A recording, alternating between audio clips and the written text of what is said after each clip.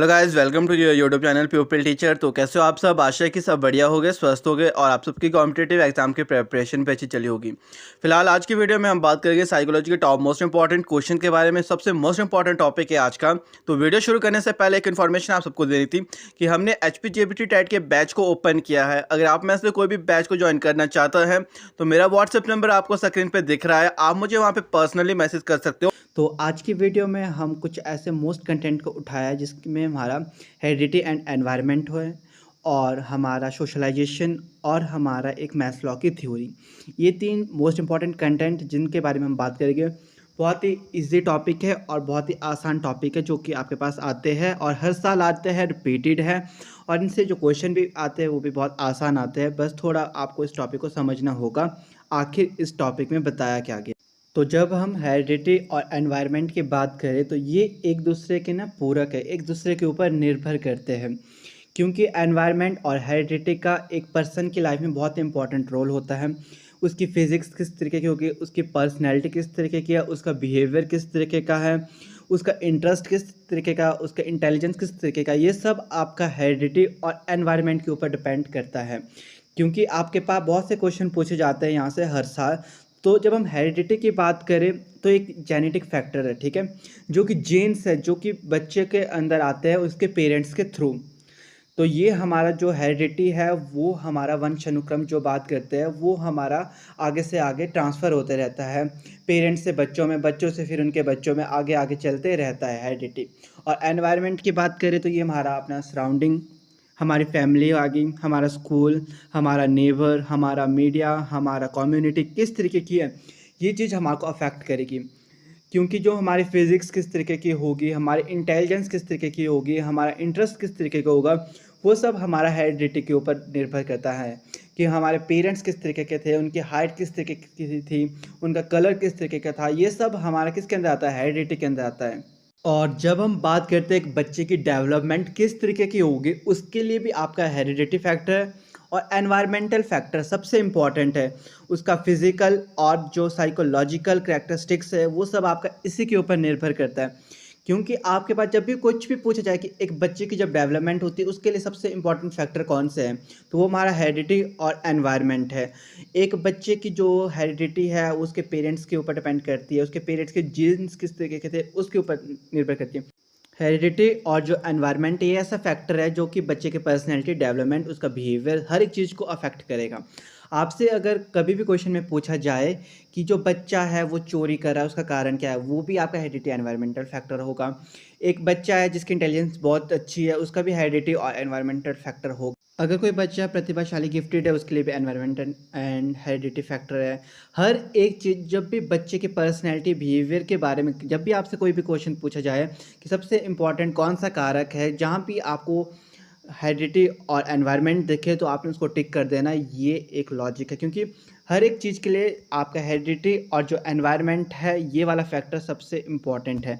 बच्चे की जेनेटिक्स की बात करें, उसके इंटरेस्ट की बात करें, उसकी इंटेलिजेंस की बात करें, चाहे जिस चीज़ की बात करें उसके लिए ये बहुत इंपॉर्टेंट है।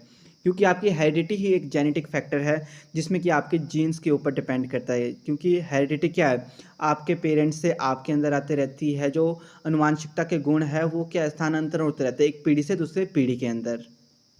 तो नेक्स्ट बात करते हैं अपना सबसे इम्पॉर्टेंट टॉपिक जो कि गुणसूत्रों बोले तो क्रोमोसोम। इसके रिगार्डिंग आपके पास हर साल क्वेश्चन पूछे जाते हैं और ये सबसे इम्पॉर्टेंट टॉपिक है आपका हेरिडिटी के अंदर, ठीक है। क्योंकि बच्चे भी कंफ्यूज हो जाते हैं कई बार क्योंकि ये बहुत पहले का पढ़ रखा होता है तो भूल भी जाते हैं।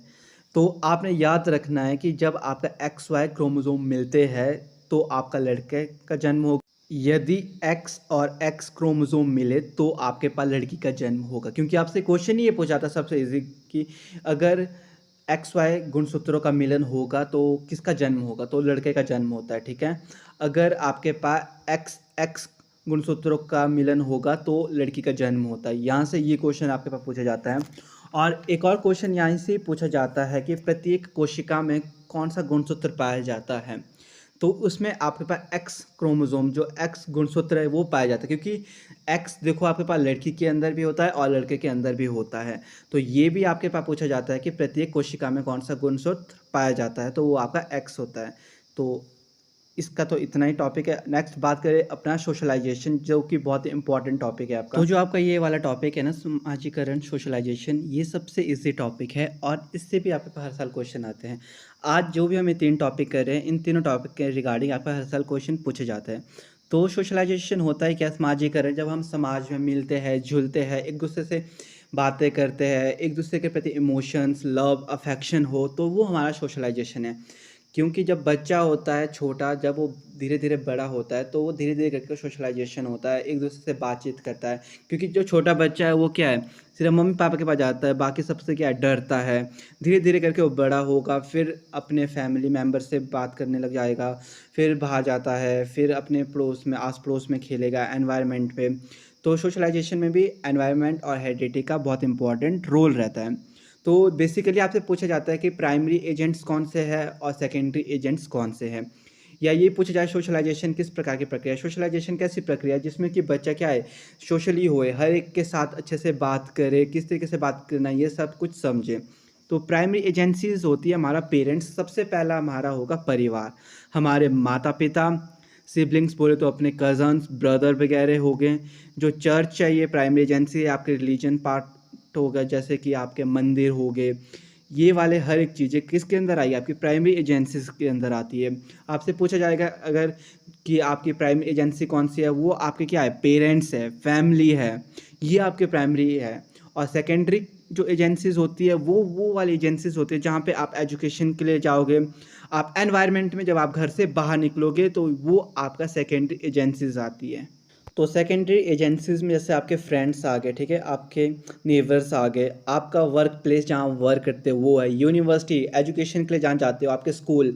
आपसे कई बार ये भी पूछा जाता है कि जो स्कूल है वो कौन सी एजेंसी है, तो आपकी वो सेकेंडरी है। फिर आपकी कम्युनिटी आती है, फिर आपके जितने भी आपके एनवायरनमेंट के अंदर जो जो चीज़ें आती है वो सब किसके अंदर आएगी, आपकी सेकेंडरी। जो आपके घर के अंदर की चीज़ें हैं और आपका जो मंदिर है, जो रिलीजन प्लेस है, वो वाली चीज़ें आपकी प्राइमरी एजेंसीज के अंदर आती है।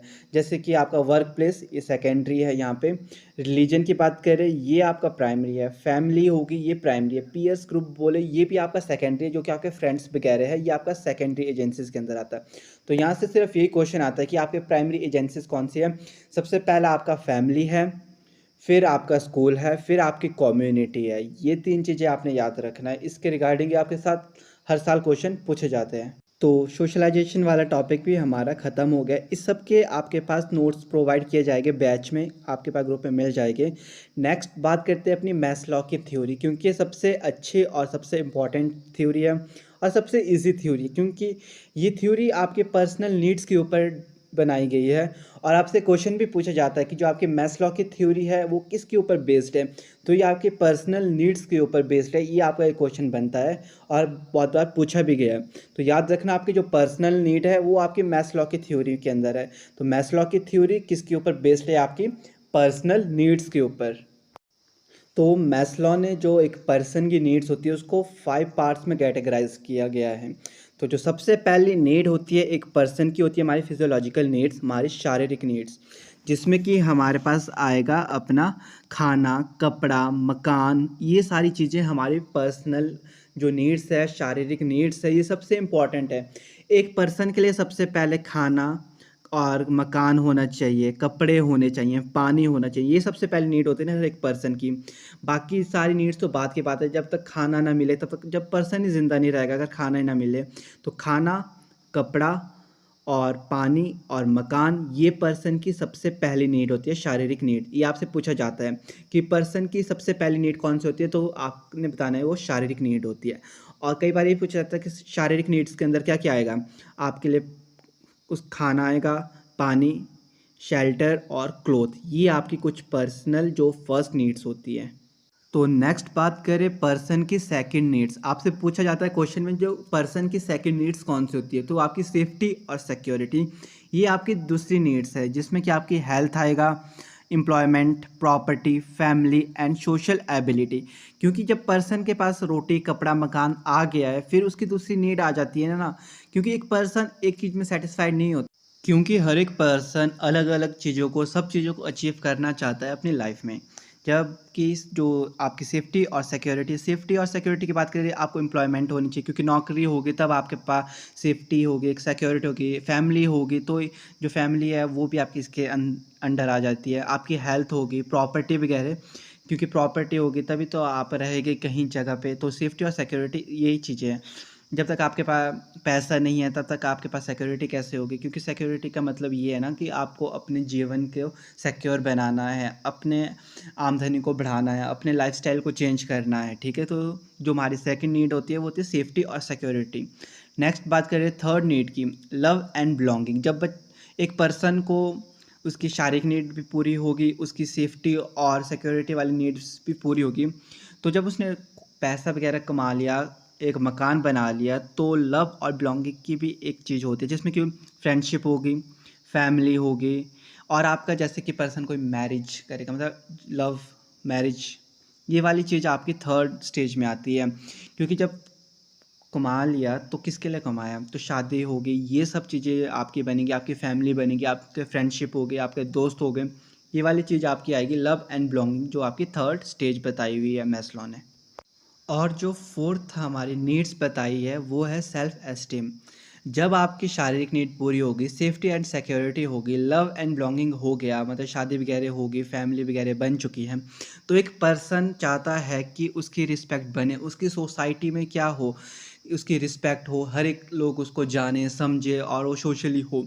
ये आपकी सेल्फ एस्टीम है। और लास्ट जो नीड है हमारी वो है सेल्फ एक्चुअलाइजेशन। ये वाली नीड वो वाली नीड है जब पर्सन की लाइफ में सब कुछ हो चुका है, मतलब ये तब है जब बंदा एक 65 एज से ऊपर हो चुका है, जिसमें कि वो ये देख रहा है कि उसने अपने लाइफस्टाइल को किस तरीके से चेंज किया, उसने क्या क्या चीज़ अचीवमेंट्स की, क्या क्या उसने अपनी लाइफस्टाइल में किया, किस तरीके की लाइफस्टाइल उसकी रही है, और मतलब सब कुछ मोह माया से दूर त्याग लिया, सब चीज़ें हो चुकी है। ये वाली चीज़ है, ये हमारी फिफ्थ नीड है, जो कि हमारी सेल्फ एक्चुअलाइजेशन, जिसमें कि हम अपने बारे में सब कुछ देख रहे हैं, आखिर हमने अपने लाइफस्टाइल में क्या क्या चीज़ें की हैं।